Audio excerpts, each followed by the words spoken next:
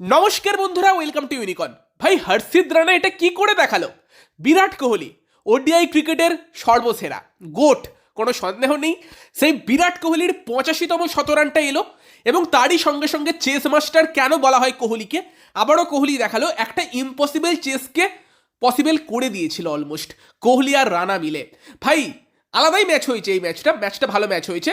তবে অনেকগুলো বিষয় আমাদের সামনে পরিষ্কার হয়েছে যেগুলো নিয়ে কথা বলা দরকার, যেগুলো 2027 ওডিআই ওয়ার্ল্ড কাপের আগে ইন্ডিয়াকে ঠিক করতে হবে।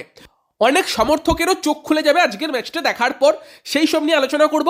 ভিডিওটা লাস্ট অব্দি দেখতে থাকো, ভালো লাগলে লাইক করে দেবে, শেয়ার করে দেবে, আমাদের চ্যানেলে প্রথমবার এলে চ্যানেলটিকে সাবস্ক্রাইব করে তার পাশের বেল আইকনটাকে অন করে দেবে। তো ভারত আরও একটা ওডিআই ম্যাচ হারলো, সিরিজ 2-1 ভারত হারলো। তো সিরিজ হারা বা ভারতের হারের একটা দুঃখ তো আছেই, তবে লাস্টের দিকে হর্ষিত রানা আর বিরাট কোহলি মিলে যে এন্টারটেনমেন্টটা দিয়েছে, পার্টিকুলারলি হর্ষিত রানা, ওটা ভাই আলাদাই মজা দিয়েছে। কারণ যখন জাদেজা ব্যাট করতে এসেছিল তখনই আমি ধরে নিয়েছিলাম ইন্ডিয়ার এখান থেকে জিতবে না, বাট দেন লাস্ট অব্দি ফাইট দিয়েছে এবং হর্ষিতের একটা অসাধারণ অর্ধশতরান আমরা দেখলাম। হয়তো আমার মতো হাইপ হর্ষিত রানাকে নিয়ে কেউ করেনি, আমি যতটা হাইপ হর্ষিত রানাকে নিয়ে করেছি। বাট ভাই সত্যি বলছি, আমি এটাও বলেছি যে হর্ষিত রানা অলরাউন্ডার ব্যাট করতে পারে, তবে হর্ষিত আজকে লাস্টের দিকে যেরকম ব্যাটিং করছিল এরকম ব্যাটিং করতে পারে আমি এটা ভাবিনি। গ্লেন ফিলিপসকে একটা 6 মেরেছিল, দুরন্ত 6, বাট হর্ষিত স্পিনারদের অত বড় বড় 6 মারতে পারে আমি জানতাম। বাট আউট হবার আগে জ্যাক ফোক্সকে যে 6টা মারলো আর তার আগের ওভারে কাইল জেমিসনকে যে 6টা মারলো, ওই দুটো 6 থেকে আমি অবাক হয়ে গিয়েছি যে এটাও পারে হর্ষিত রানা। তো হর্ষিত রানা কিন্তু ব্যাট হাতে রীতিমতো ইমপ্রেস করলো। আর যে সমস্ত সমর্থকেরা বারবার বলে যে দলে ব্যাটিং ডেপথের কি দরকার, 7টা ব্যাটসম্যানই এনাফ, যদি প্রথম 6 জন বা 7 জন রান না করতে পারে 8 নম্বরে এসে একটা প্লেয়ার কি করবে, সেখানে একটা প্রপার বোলার খেলানো ভালো, কেন গৌতম গম্ভীর এত ব্যাটিং ডেপথ করছে? আজকের ম্যাচটা তার প্রমাণ। আজকে হয়তো ইন্ডিয়া জিততে পারেনি, বাট এই টাইপের ম্যাচ বেরিয়েও যেতে পারতো, ইন্ডিয়া জিততে পারতো। কোহলিকে সঙ্গ দেবার মতো কেউ থাকলে কোহলি ম্যাচটা বার করে দিত। যদি 9 নম্বরে আর একটা প্লেয়ার এমন থাকতো যে অ্যাটলিস্ট সিঙ্গেল নিয়ে নিয়ে কোহলিকে সাপোর্ট করতে পারে, কোহলির কাছে সেই অপশন আর ছিল না। 8 নম্বরে হর্ষিত রানা এসেছিল বলেই ম্যাচটা এত ক্লোজ গিয়েছে। তো এই জন্যই ব্যাটিং ডেপথ দরকার, বোলারদের ব্যাট একটু ধরতে জানতে হবে। যদি বোলারদের অবস্থা এমন হয় যে তারা ব্যাট ধরতেই জানে না, সেখানে অসুবিধে। আমরা যদি অস্ট্রেলিয়ার মতো টিম দেখি, তারা এত সাকসেসফুল কেন? অস্ট্রেলিয়ার 8-এ প্যাট কামিন্স আছে, 9-এ মিচেল স্টার্ক আছে, দুজনই গুড এনাফ ব্যাটসম্যান, মানে 8-9-এ ব্যাট করার জন্য। তারা ইজিলি স্ট্রাইক রোটেট করতে পারে, দরকারে বাউন্ডারি মারতে পারে। ইভেন তুমি দেখবে অস্ট্রেলিয়ার হয়ে যে প্লেয়ারটা 11 নম্বরে ব্যাট করতে আসে, যদি আমরা অ্যাডাম জাম্পার মতো প্লেয়ারেরই কথা বলি, সেও কিন্তু আমাদের কুলদীপ যাদব যে 9-এ ব্যাট করতে আসছে তার থেকে বেটার ব্যাটিং করে। এটা এমন একটা ম্যাচ ছিল, কোহলি যদি 50 ওভার অব্দি টিকে যেত, বিরাট কোহলি এই ম্যাচটা বার করে দিত। বাট উল্টো দিকে সঙ্গ দেওয়ার মতো কেউ ছিল না। আফগানিস্তান বনাম অস্ট্রেলিয়া ম্যাচটা মনে আছে ওডিআই ওয়ার্ল্ড কাপে? উল্টো দিকে প্যাট কামিন্স ছিল বলেই গ্লেন ম্যাক্সওয়েলের ওই অমানবীয় ইনিংসটা এসেছিল। যাই হোক, সেটা নিয়ে তো আর বলে লাভ নেই, যেটা হয়নি। তবে বিরাট কোহলি অনবদ্য ব্যাটিং করলো, অনবদ্য। আর ভারত যে এই ম্যাচটা হারলো, পুরো দায় কিন্তু ব্যাটসম্যানদের, বোলারদের দায় নেই, এটা আমি বলবো, অবশ্যই বলবো। কারণ অবভিয়াসলি তুমি যদি স্কোর কার্ড দেখো, দেখে তো মনে হতে পারে যে বাহ, বোলাররা এত রান খেয়েছে, 337 করিয়ে দিল নিউজিল্যান্ডকে, বোলারদের দায় নেই। বাট এই যে ইন্দোরের মাঠটা খুবই ছোট মাঠ, আউটফিল্ড খুবই ফাস্ট, পিচ সব থেকে ফ্ল্যাট হতে পারে যতটা, ততখানি ফ্ল্যাট। আর এই পিচে রিসেন্ট কিছু ওডিআই ম্যাচের দেখছিলাম অ্যাভারেজ স্কোর হচ্ছে 392। মানে এই পিচে যেই টিম ফার্স্টে ব্যাট করতে যায় তারা 400-র কাছাকাছি রান করে দেয়। তো সেখানে এই পিচে বা এই মাঠে 337 রানটা পার স্কোর, এটা বেশি স্কোর না মাঠ অনুযায়ী দেখতে গেলে, অন্য মাঠে বেশি হতে পারে, এই মাঠে নয়। সেই জন্যই ইন্ডিয়ান টিমের ব্যাটসম্যানদের একটু দায়িত্ব নিয়ে খেলা উচিত ছিল এবং ব্যাটিং ভালো হলে ইন্ডিয়া এই ম্যাচটা বের করে নিত। রোহিত শর্মার ব্যাট থেকে রান আসেনি, এই সিরিজটা রোহিতের ব্যর্থ গিয়েছে, খারাপ লাগলো দেখে। বাট এটা নিয়ে গেল রব তোলার কিছু হয়নি, কারণ রোহিত লাস্ট দুটো সিরিজেই ভালো খেলেছে। সাউথ আফ্রিকা সিরিজেও একটা অর্ধশত রান ছিল, একটা বোধহয় 75 ছিল, তার আগের অস্ট্রেলিয়া সিরিজ ভালো গিয়েছে। তো একটা সিরিজ খারাপ যেতেই পারে, কিছু করার নেই।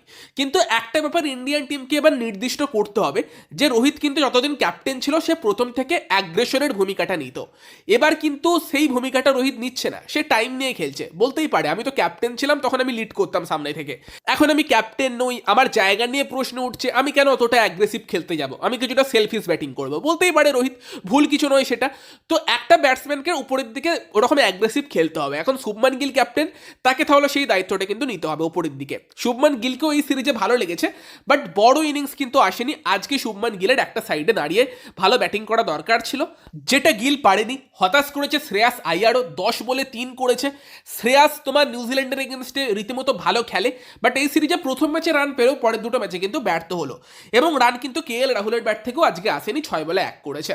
সেই জায়গাতেই ইন্ডিয়ার টপ 5-এর একটা প্লেয়ারও কোহলি ছাড়া দাঁড়াতে পারেনি। ওই জায়গাতেই ইন্ডিয়া অ্যাকচুয়ালি ম্যাচটা হেরেছে। তারপর নীতিশ কুমার রেড্ডি এসে ভালো ব্যাটিং করে, 57 বলে 53 করে। রেড্ডি আরও কিছুটা কন্টিনিউ করতে পারতো, কারণ ওই জায়গাতে রেড্ডি লাস্ট ভরসা ছিল মনে হচ্ছিল। জাদেজার উপর আমার খুব একটা ভরসা নেই, এবং সেটা আবারও জাদেজা দেখালো যে এই মাঠটাও জাদেজা কিন্তু একটা লেফট আর্ম স্পিনারের এগেনস্টে ক্লিয়ার করতে পারলো না। জাদেজার হয়তো লাস্ট ওডিআই ম্যাচ এটা হয়ে যাওয়া উচিত, কারণ ওডিআই ওয়ার্ল্ড কাপের কথা মাথায় রাখলে ইন্ডিয়া এর পরের ম্যাচটা সম্ভবত জুলাইয়ের 14 তারিখ খেলতে চলেছে, 6 মাস দেরি, যেটা থেকে ওডিআই ওয়ার্ল্ড কাপের প্রস্তুতি শুরু হবে। তখন থেকে ব্যাপারটাকে সিরিয়াস নিতে হবে, এবং সেই জায়গাতে তোমাকে ভাবতে হবে জাদেজা তোমাকে কি অফার করছে। ব্যাট হাতে জাদেজা কিছু স্পেশাল অফার করছে না, বল হাতেও জাদেজা ভালো বোলিং করছে না। তুমি যদি দেখো যে উল্টো দিকে নিউজিল্যান্ডের জেডেল লেনক্স আর একটা লেফট আর্ম স্পিনার, যে 10 ওভারে 42 রান দিয়ে 2টো উইকেট নিয়েছে, এদিকে জাদেজাকে দিয়ে ইন্ডিয়ান টিম ভালো করে বোলিংই করাতে পারছে না। 6 ওভারে 41 রান দিয়েছে, উইকেট পায়নি। গোটা সিরিজেই সম্ভবত জাদেজা উইকেটলেস গিয়েছে, এবং জাদেজা দা ব্যাটসম্যান, সেটা তুমি কি করবে? জাদেজা টেস্টে দারুণ করছে, টেস্ট খেলুক, বাট ওডিআই টিমে তুমি অক্সরের মতো জাদেজাকে 5-এ আনতে পারবে না, কারণ অক্সরের মতো স্পিনার এগেনস্টে জাদেজার খেলাটা অতটা ভালো না। ফলে অক্সরকে 5-এ রেখে কেএলকে 6-এ নিয়ে যে তুমি ব্যাটিং অর্ডারটাকে লম্বা করবে, সেটা তুমি জাদেজাকে নিয়ে পারবে না। আবার জাদেজাকে তুমি অ্যাজ এ ফিনিশারও ইউজ করতে পারবে না, কারণ সেই ফিনিশিংয়ের ক্ষমতা বা পাওয়ার গেম সেটাও জাদেজার মধ্যে অতটা নেই। ফলে মিসফিট হয়ে যাচ্ছে জাদেজা এই টিমটাতে। ইভেন কুলদীপকে নিয়েও প্রশ্ন উঠবে। কুলদীপ যাদব 6 ওভারে 48 রান দিয়েছে, একটা উইকেট নিয়েছে। ক্যাপ্টেন নীতিশ কুমার রেড্ডিকে দিয়ে আগে বোলিং করিয়ে নিচ্ছে কেন? কারণ ক্যাপ্টেন জানে যে কুলদীপ এবং জাদেজা সেরকম বোলিং করছে না, ভরসা পাচ্ছে না। সেই জায়গাতে কুলদীপকেও এবার ডোমেস্টিক খেলতে হবে ভাই, ব্যাটিংয়ে তো কিছু অফার করে না, সেই জায়গাতে বোলিংও যদি না ঠিকঠাক করতে পারে সমস্যা আছে। বাকি অবভিয়াসলি আমি আজকে একটু হর্ষিত রানার বোলিংয়ে হতাশ। অবভিয়াসলি প্রথমে 2টো উইকেট হর্ষিত রানাই নিয়েছে, নয়তো নিউজিল্যান্ড প্রথম থেকেই মারতো, এবং লাস্টে গিয়েও একটা উইকেট নিয়েছে, 3টে উইকেট নিয়েছে, এই সিরিজের হাইয়েস্ট উইকেট টেকার। তবে সেকেন্ড স্পেলে মনে হলো হর্ষিত যেন একটু হাঁপিয়ে গিয়েছে, এবং ওই 40 ওভারের কাছাকাছি 2টো ওভার করে, ওই 2টো ওভারে হর্ষিত 25 খেয়েছে, যেখানে বাজে বোলিং করেছে। কারণ ফিল্ড একরকম সেট ছিল, হর্ষিত রানা কিন্তু ফিল্ড অনুযায়ী বোলিংই করেনি। সেটা আমি পার্সোনালি যেহেতু হর্ষিতের থেকে হাই এক্সপেকটেশন রাখি, সেই জায়গাতে আমাকে একটু হর্ষিত হতাশ করেছে। একবার তো মনে হলো যে হর্ষিতের মুখোশ পড়ে প্রসিদ্ধ কৃষ্ণ বোলিং করছে না, তো ওখানে একটু ব্রেনটা ইউজ করতে পারতো হর্ষিত। বাট নয়তো ওভারঅল এই সিরিজটা হর্ষিতের মারাত্মক গিয়েছে। প্রথম ম্যাচটাও ইন্ডিয়া হেরে যেত যদি না হর্ষিত ব্যাট হাতে গুরুত্বপূর্ণ কন্ট্রিবিউশন গুরুত্বপূর্ণ সময় করতো। অর্থ এই সিরিজটা হর্ষিত রানার জন্য দারুণ গিয়েছে, হাইয়েস্ট উইকেট টেকার প্লাস 2টো ম্যাচে ব্যাট হাতে গুরুত্বপূর্ণ পারফরমেন্স। বাট হ্যাঁ, ওই 2টো ওভার আজকে আমার খারাপ লেগেছে, সেটা বললাম। বাট মোহাম্মদ সিরাজের প্রশংসা আমি করব।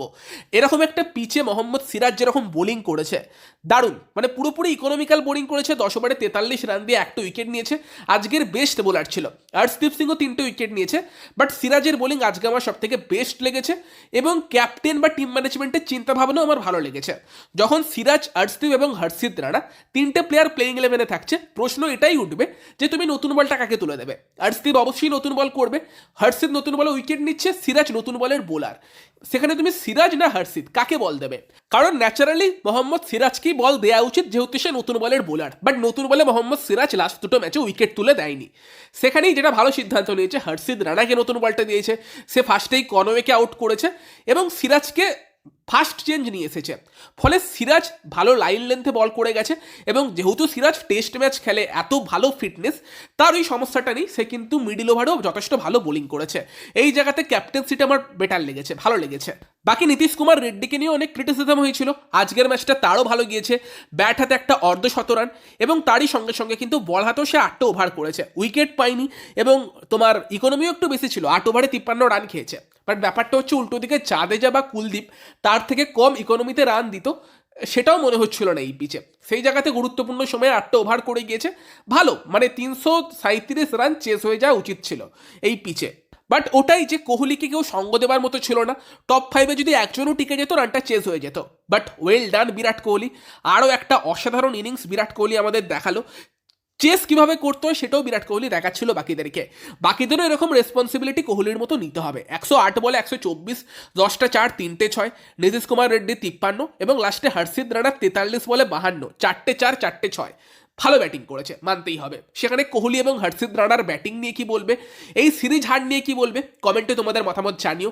তোমাদের কি মনে হয় জাদেজা এই ওডিআই টিমে শ্যুট করছে? জাদেজা লেজেন্ড, দারুণ প্লেয়ার, সেই সব মাথায় রেখো বলতে হচ্ছে কথাটা। তোমাদের মতামত কমেন্টে জানিও। ভিডিওটা ভালো লাগলে ভিডিওটাকে লাইক করে দিও, শেয়ার করে দিও। আমাদের চ্যানেলে প্রথমবার এলে চ্যানেলটিকে সাবস্ক্রাইব করে তার পাশের বেল আইকনটাকে অন করে দিও। তো চলো গাইস, এই ভিডিওতে এই পর্যন্তই। Bye bye.